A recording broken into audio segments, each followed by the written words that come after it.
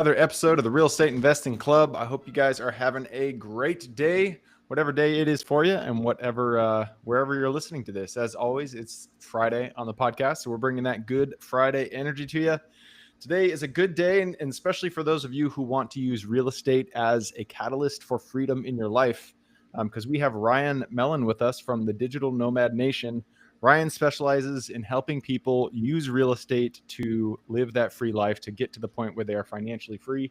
And Ryan travels with his cash flow behind him to support his travels. And so that's what we'll jump in here today. So Ryan, thanks for hopping on the show.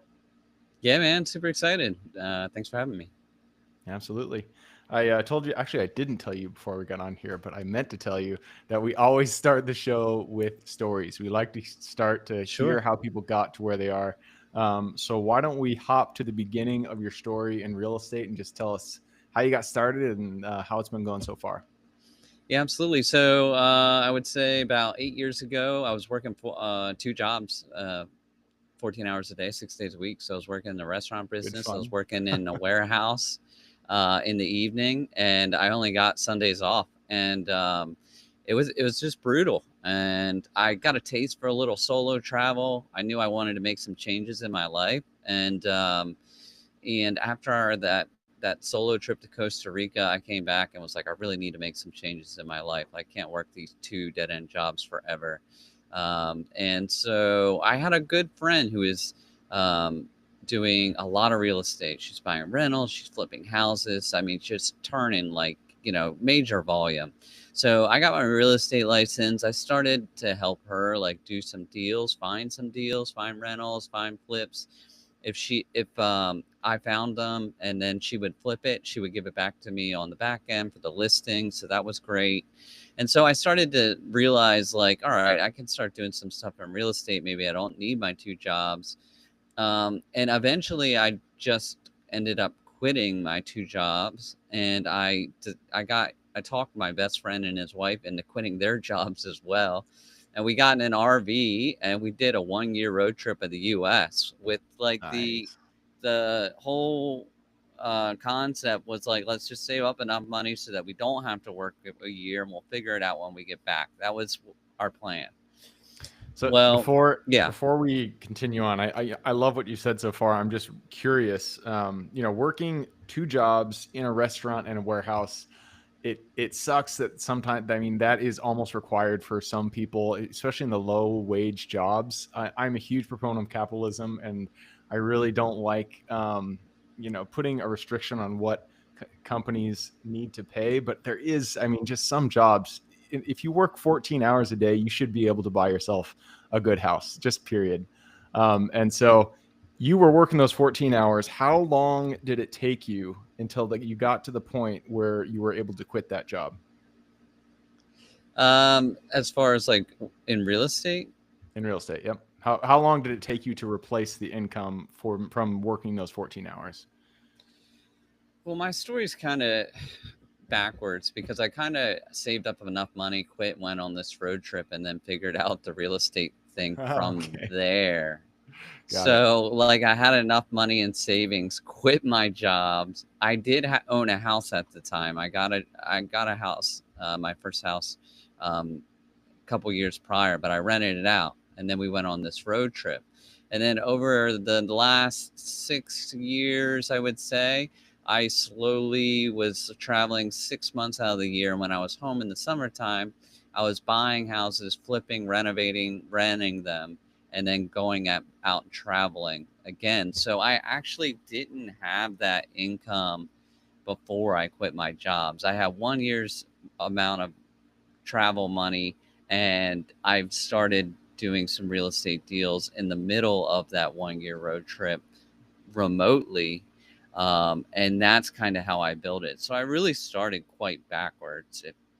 If I was Yeah, like, yeah, no, I did the same. I took the leap. I did not have enough money when I jumped into real estate. But, once your back's against the wall, you figure it out. I don't know if I would necessarily recommend people to do it that way because it is no, stressful, but sometimes, you get to a point in life. I was working a corporate job I absolutely hated, and I just needed a change. I needed to get out of there, and I just said, one day I'm gonna fucking do this. I'm gonna do real estate and I'm gonna make it work. And thank God it worked out.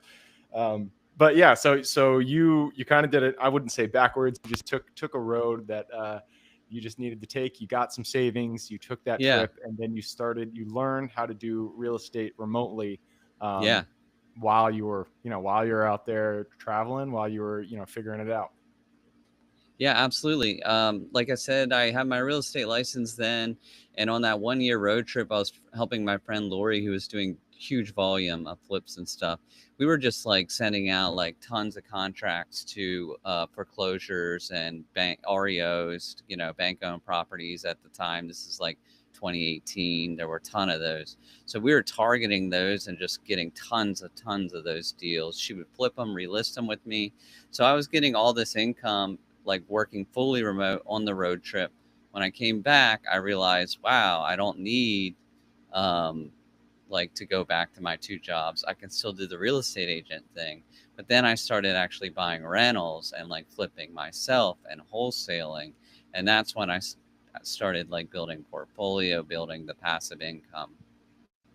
Got it. So you were let's pause a moment on what you were doing while you were kind of building your footing in the industry. You mentioned you had partnered with somebody who already had success. She was doing flips. You were kind of learning from her, it sounds like, and you guys were focused on foreclosures and REOs. Take us through that process specifically.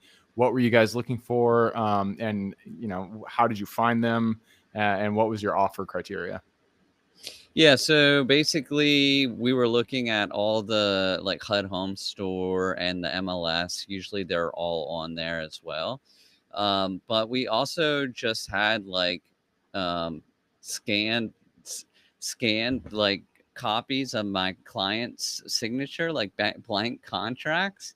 And like we knew the criteria. We would like go in and like videotape it for her because she's out of town, and like we would do 70% of ARV minus repairs. We would kind of calculate the ARVs, and we would just blast out these contracts and put them in the HUD Home Store and put them in and send them to all the agents and everyone we could. And then my client wouldn't even look at it until it came on, like it's under contract. Of course, we Oh, had wow. Okay. inspection period. So like we were doing all the legwork for her so that when we came to her, she just had like a good deal already wrapped up on her contract, and 95% of the time she would go through with the sale of it. And so you guys were doing 70% minus repairs. What market were you doing this in? This is in like Southeast Virginia, so Hampton Roads. Got it. Interesting. That is that I mean, it's not a cheap market. Like 70% minus repairs does not work in where we live, like Seattle. Yeah, People just won't accept that big of a discount. But yeah. but it's surprising. So it did work. I guess you guys are looking specifically for foreclosures. So people were already, they were already kind of in a bind. They were already looking for a way out. Well, it's mainly we were dealing with the banks, and we figured Mm, out how to learn that system and just like putting bids in like HUD Home Store and stuff like that. They had a lot of their own like portals that you had to deal with, and I think that mm. kept a lot of other people from actually putting in offers because they were really painful and terribly bit set up. But like once we knew how to work them, we would put in like really odd numbers for our offers, not like flat, 100,000, like 100,001, 87 cents, so that we would still kind of come out, stick out somehow, stuff like that. Like Yeah, it yeah, that worked. makes sense. That makes We did sense. like, I think we did like 30 deals in that 1 year that I was on that road trip, like of the States. And what was your offer to contract rate? That's a good question. I would say we probably got like 20% of what we put out there under contract. Oh, wow. So one out of every five offers you made actually got into contract. And then you already mentioned 95% of those that you got to contract went to closing. Yeah. Wow, that's pretty good. That's pretty good. Um, There so was a that lot of is inventory then. That was helpful. in 2018, really Yeah. interesting. Foreclosure, a lot of just REOs, bank owned stuff, foreclosures. Like we don't even, I don't see it at all anymore, really.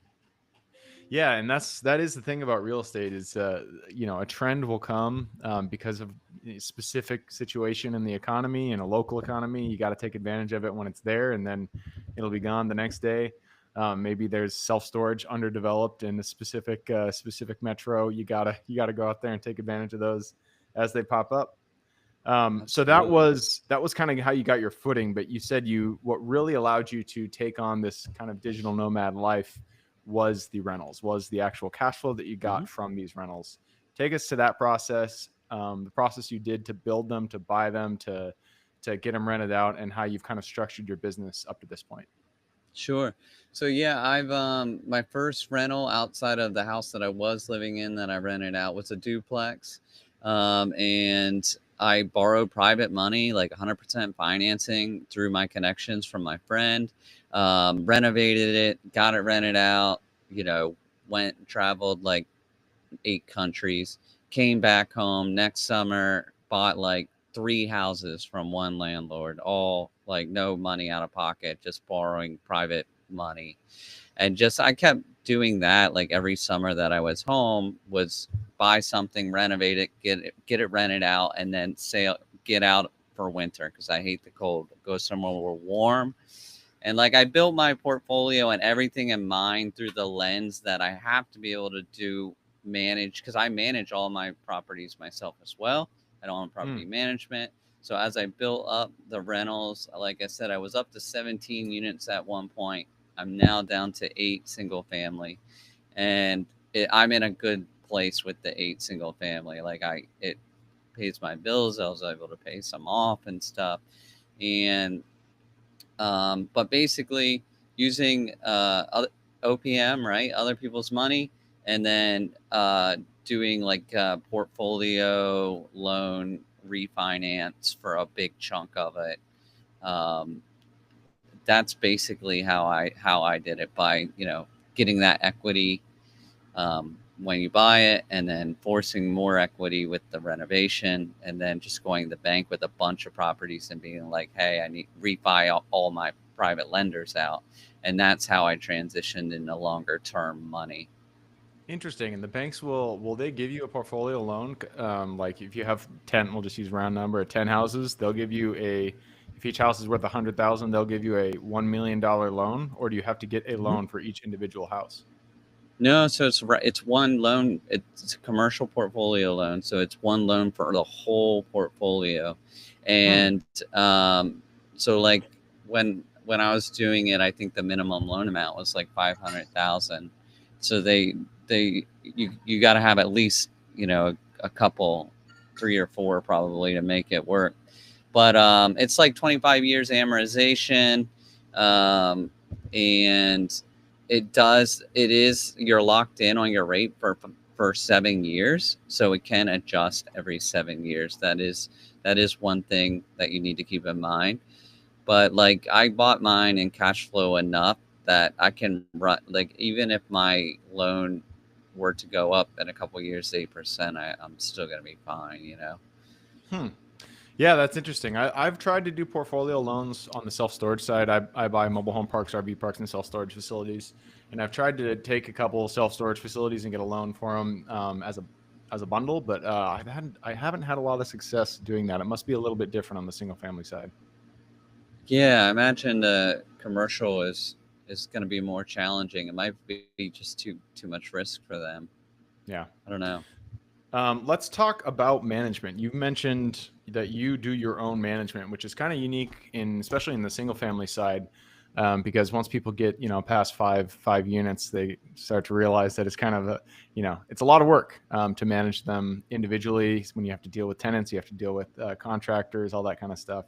How do you reduce that headache for yourself, and what are the processes you've kind of built to help you do self management?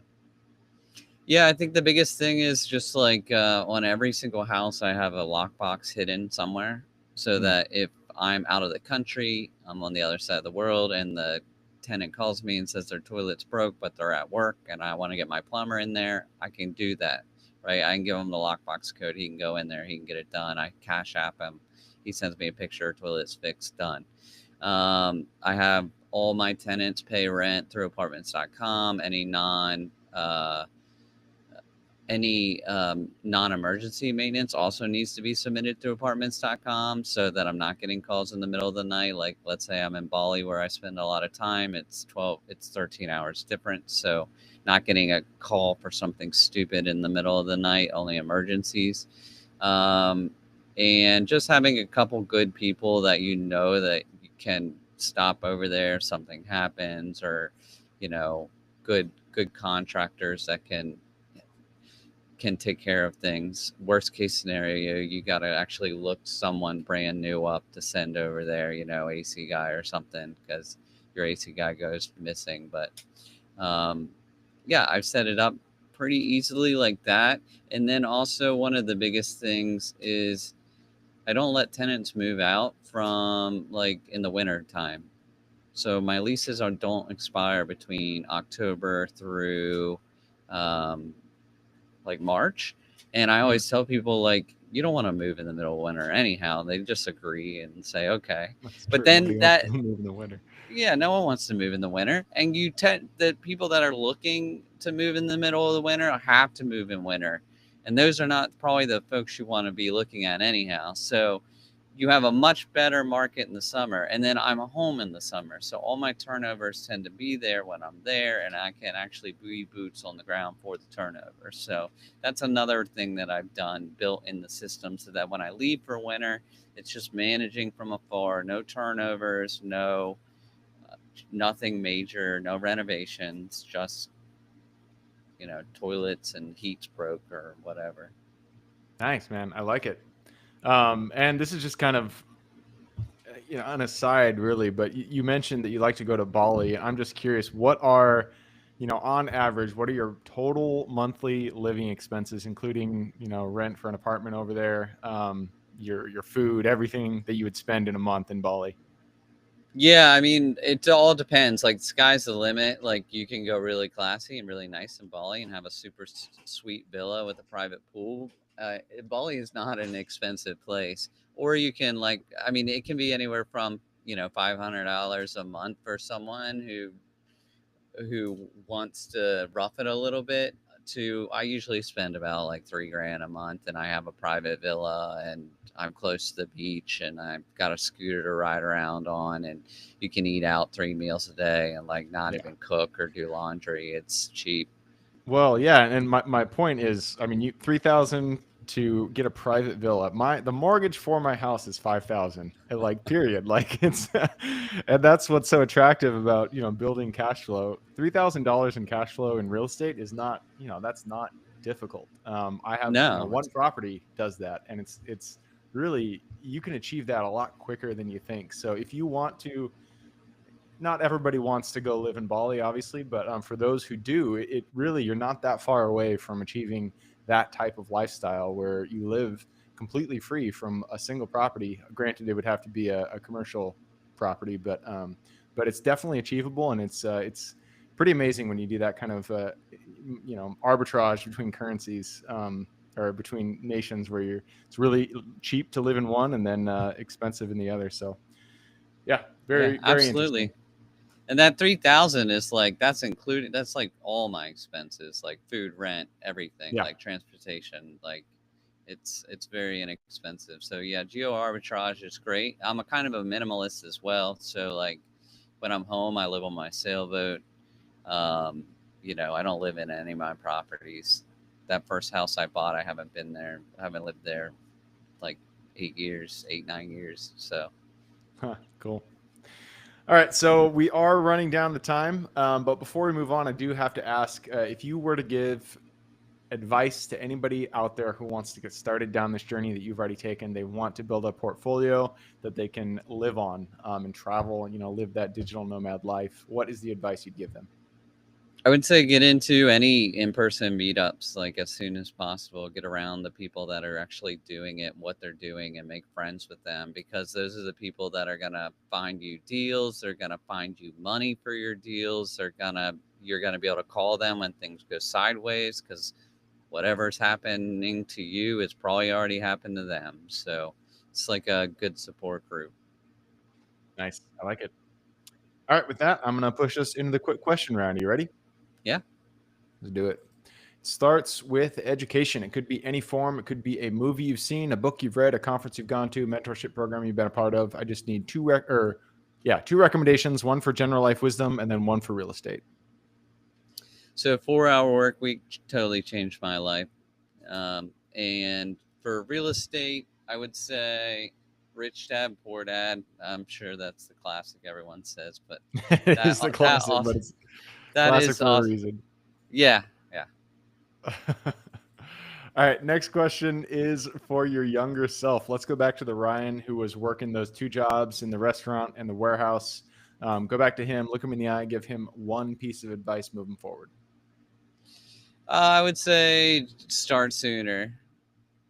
I could have been a lot farther along a lot quicker if I started sooner. Yep, and that is echoed across so many episodes. I think we're almost 600 episodes at this point. And every time that a guest says this, I always point it back to you, the listener. If you are out there, you've been thinking about getting into real estate, this is your kick in the pants. Go out there, get it done. So many people, 80, 90% of the guests that we have on this show wish they got started sooner. So this is your calling. Go out there and just get a deal done. It doesn't have to be anything spectacular. Once you get that ball rolling, you will not regret it later on. All right, next Absolutely. question is about the US. It's a big place. There is a lot of opportunity out there. Give me the single metro you're most excited about investing in today. I only invest in my home state, which is South Hampton Roads, Virginia, and it's a great place to invest. We got a lot of military. It's a good place. Perfect. All right. Next question is about generating leads. It all starts with getting in contact with the seller and finding and penning that purchase agreement. So, what's your favorite way to generate new leads? Word of mouth. Everyone knows I buy houses, all my contractors, and so like I get just referrals from people all the time. All right. There we go. Next question is lessons learned. Not every deal that we get into goes the way we expect it. In fact, many, if not all, of the deals that we get into, something goes wrong.